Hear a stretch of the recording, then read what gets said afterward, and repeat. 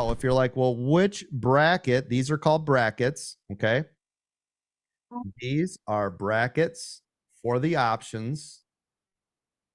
I always will buy one in ITM or one out OTM, which means it's actually one ATM. Don't get confused with all this. All that means it's called at the money. So if you buy one bracket in, meaning more towards the value of the share price. So in this case, it's 3.09. So 3 is more in ITM, the money, right? Typically, the more it will cost. Notice the call contracts cost more because I'm more in the money, which later, I don't want to confuse you too much, but that is the delta. That's 60 cents on the dollar for the 3, okay?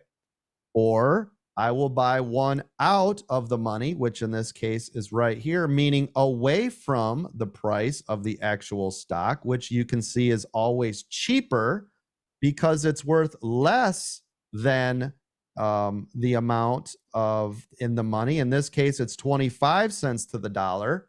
Okay. So if you buy either one of these, it's just called at the money. It doesn't matter. You can buy here. These are puts. Downside, right? You can buy here.